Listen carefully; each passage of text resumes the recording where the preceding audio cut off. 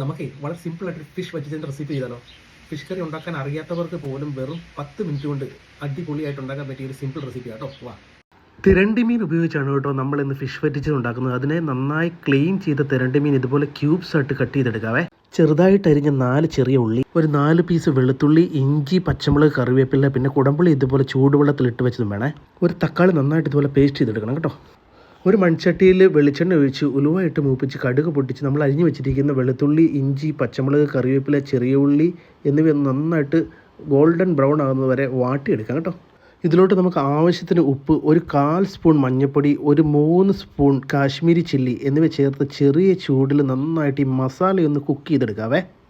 മസാല നന്നായി കുക്കായതിന് ശേഷം നമ്മൾ പേസ്റ്റ് ചെയ്ത് വെച്ചിരിക്കുന്ന ടൊമാറ്റോയും പിന്നെ ആ പുളിവെള്ളവും കൂടെ ചേർത്ത് നന്നായിട്ടൊന്ന് തിളപ്പിച്ചിട്ട് നമ്മൾ കഴുകി വൃത്തിയാക്കി വെച്ചിരിക്കുന്ന ഫിഷ് ഇട്ട് കൊടുക്കാവേ.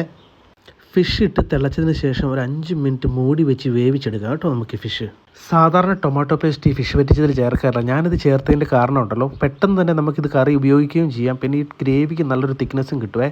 ഇനി കുറച്ച് പച്ച വെളിച്ചെണ്ണയും കറിവേപ്പിലയും കൂടെ ഇട്ട് നമുക്ക് കറി ഫിനിഷ് ചെയ്യാം കേട്ടോ. വളരെ സിമ്പിളല്ല, എല്ലാവരും ഒന്ന് ട്രൈ ചെയ്ത് നോക്കണേ. അപ്പം നമുക്ക് ഒന്ന് ടേസ്റ്റ് ചെയ്ത് നോക്കിയാലോ.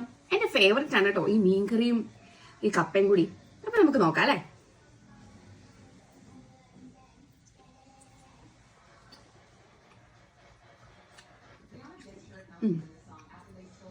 അടിപൊളി.